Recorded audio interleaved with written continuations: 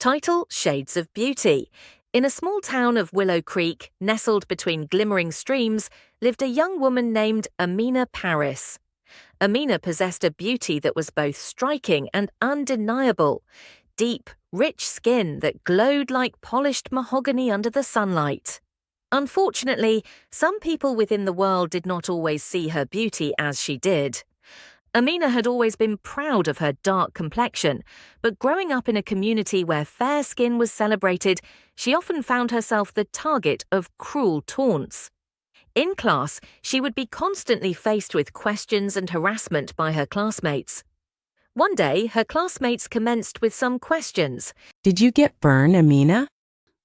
One classmate asked. Your skin is too dark to wear that color clothing.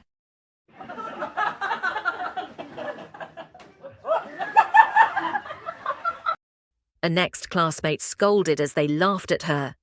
Such comments cut through her spirit, seeping into her self-esteem like a poison, leaving her to question her own worth and beauty.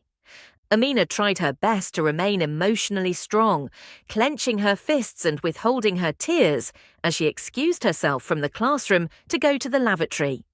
Head down, she hurried down the hallway, the muffled chatter of her classmates trailing after her like a shadow she couldn't shake. She closed the door behind her as she met the air inside the lavatory, which was cool, carrying the faint, sterile scent of cleaning supplies. She checked all the cubicles, ensuring she was alone with no one to disturb her presence. She leaned against the sink and stared at her reflection in the mirror. Why me? She asked herself, her eyes watery and her lips quivered as she tried to hold everything in. Finally, she couldn't restrain herself anymore and decided to let it all out. Silently, her tears spilled over her cheeks, her shoulders shaking with the force of emotions.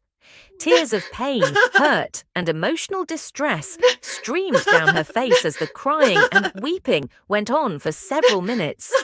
With a trembling breath, eyes red and watery, she looked in the mirror again and washed her face, hoping the pain and sadness would all be washed away with the tracks led by the tears.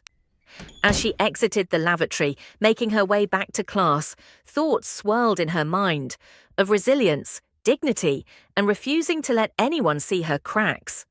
By the time she reached the door, she had built her armor again.